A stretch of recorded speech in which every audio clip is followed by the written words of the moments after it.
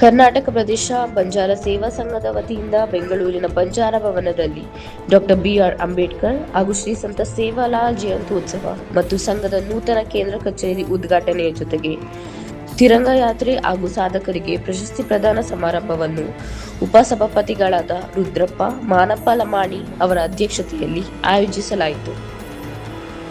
ಇನ್ನು ನಡೆದ ಕಾರ್ಯಕ್ರಮದಲ್ಲಿ ಸಂಘದ ಪದಾಧಿಕಾರಿಗಳು ಹಾಗೂ ಗಣ್ಯರು ಮಾತನಾಡಿ ಕಾರ್ಯಕ್ರಮದ ಬಗ್ಗೆ ವಿವರಿಸಿದರು. ಅಗ್ರಗಣ್ಯ ನಾಯಕರಾದಂತಹ ಶ್ರೀಯುತ ಉಮೇಶ್ ಜಾಧವ್ ರವರು ದಯಮಾಡಿ ವೇದಿಕೆ ಅಭಾಸ ಆಗೋದು ಬೇಡ. ಈಗ ತಾನೇ ನ್ಯಾಯಮೂರ್ತಿಗಳು ನಮ್ಮನ್ನ ಹೇಳಿದ್ದಾರೆ ವೇದಿಕೆ ಅಂತ ಅಂದ್ರೆ ಹೇಗಿರ್ಬೇಕು ಅಂತ. ದಯಮಾಡಿ ಕಾರ್ಯಕಾರಿ ಸಮಿತಿಯವರು ಸ್ವಲ್ಪ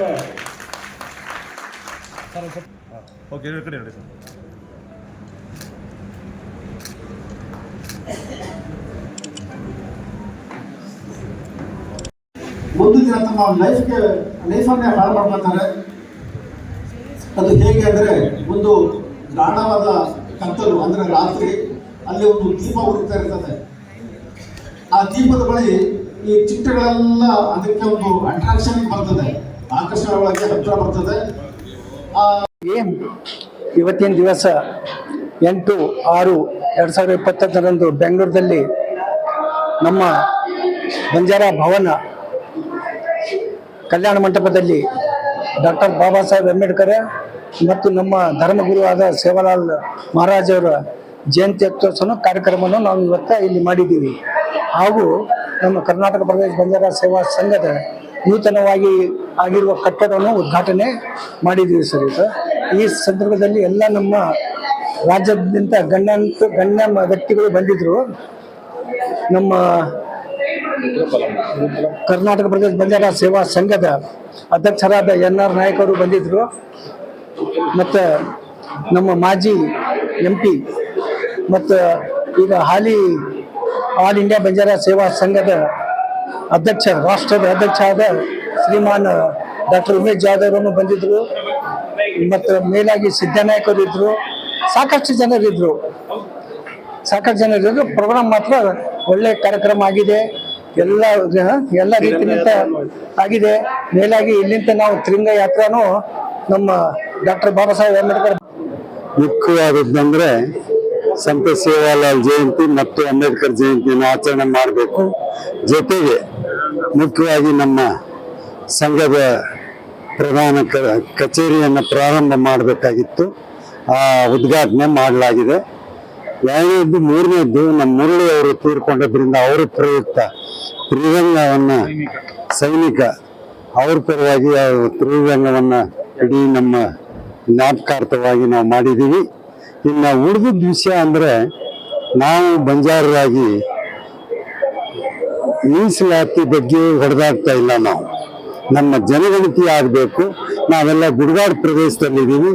ಆ ಗುಡ್ಗಾಡದ ಪ್ರದೇಶಕ್ಕೆ ಹೋಗಿ ಆ ಜನಗಣತಿನ ಸರಿಯಾಗಿ ಮಾಡಿ ಅಂತ ನಾವು ಕೇಳ್ಕೊಳ್ಳೋದು ಮುಖ್ಯವಾಹಿನಿ ಮುಖಾಂತರ. ಇದು ಒಂದನೇದು. ಎರಡನೇದ್ದು, ನಮ್ಮಲ್ಲಿ ನಮ್ಮ ಜನಾಂಗದಲ್ಲಿ ಇಬ್ಬರು IAS ಮತ್ತು IFS ನಲ್ಲಿ ಅವರು ಸೆಲೆಕ್ಟ್ ಆದ ನಮ್ಮ ಕರ್ನಾಟಕ ಪ್ರದೇಶ ಬಂಜಾರ ಸೇವಾ ಸಂಘ 1969 ಸ್ಥಾಪನೆಯಾಗಿ ಈಗ ನಾವು ಇವತ್ತು ದಿವಸ ಮಾಡಿರ್ತಕ್ಕ ಕಾರ್ಯಕ್ರಮದ ಬಗ್ಗೆ ಮಾತ್ರ ನಿಮ್ಗೆ ಹೇಳ್ತೀನಿ ನಾನು. ಈ ತಿರಂಗ ಯಾತ್ರೆ ಇಂದ ಏನು ನಮ್ಮ ಯೋಧರು ತಿರೋಬಿಟ್ರು ಪಾಪ. ಅಲ್ಲಿ ಸುಮಾರು ನಾಗರಿಕರು ಅವರು ಕೂಡ ಸುಮಾರು 26-27 ತಿರೋಬಿಟ್ರು. ಅಲ್ಲಿಂದ ನಮ್ಮ ಜನಾಂಗದ ವೀರ ಯೋಧ ನಮ್ಮ ಮುರಳಿದಾಗಿ ತಿರೋಬಿಟ್ರು. ಈ ಒಂದು ಇದಕ್ಕೋಸ್ಕರ ನಾವೇ ಮಾಡಿದ್ವಿ ಅಂಬೇಡ್ಕರ್ ಜಯಂತಿ, ಸೇವಾಲಾಲ್ ಜಯಂತಿ, ಈ ಒಂದು ತಿರಂಗ ಯಾತ್ರೆ ಸಂಘದ ನಮ್ಮ ನೂತನ ಪದಾಧಿಕಾರಿಗಳ ಜಿಲ್ಲಾ ಪದಾಧಿಕಾರಿಗಳ ಕಾರ್ಯಕ್ರಮ. ಇಲ್ಲಿ ಬನ್ನಿ ಸರ್, ಒಂದ್ ನಿಮಿಷ ಬನ್ನಿ. ಇಲ್ಲ, ಅವ್ರು ಮಾತಾಡ್ತಾರೆ.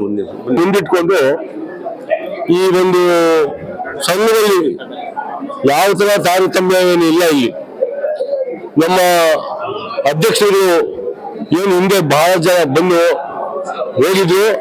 ಈ ಜಾಗ ಉಳಿಸ್ಕೊಳ್ಬೇಕಾದ್ರೆ ಫಸ್ಟ್ ಹೇಳ್ತೀವಿ ನಾವು. ನಮ್ಮ ಸಂಘದ ಪದಾಧಿಕಾರಿಗಳು, ನನ್ನ ಹೆಸರು ಸಿದ್ದನಾಯಕ್ ಅಂತಾನೆ, ನಾವು ನಮ್ಗೆ ಮುಖ್ಯವಾಗಿ ಏನ್ ಬೇಕು ಅಂದ್ರೆ ಈ ಜನಾಂಗಕ್ಕೆ ಸರ್ಕಾರದ ಅನುದಾನಗಳು ಬೇಕು ನಮಗೆ. ಅದ್ ಬಿಟ್ಬಿಟ್ಟು ಬರೀ ನಾವು ಭಾಷಣ ಮಾಡೋದು ಹೋಗೋದಾದ್ರೆ ನಾವು ಸದಸ್ಯತೆ ನಡೆಸೋಕೆ ಆಗುದಿಲ್ಲ.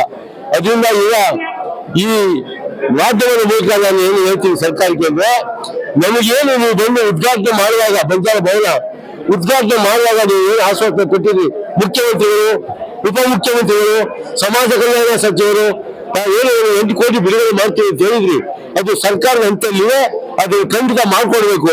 ನಾವು ಸಮಾಜದವರು ನಿಮ್ಗೆ ಎಷ್ಟೋ ಬೇಡಿಕೆಗಳನ್ನ ಕೊಟ್ಟಿದ್ದೀವಿ.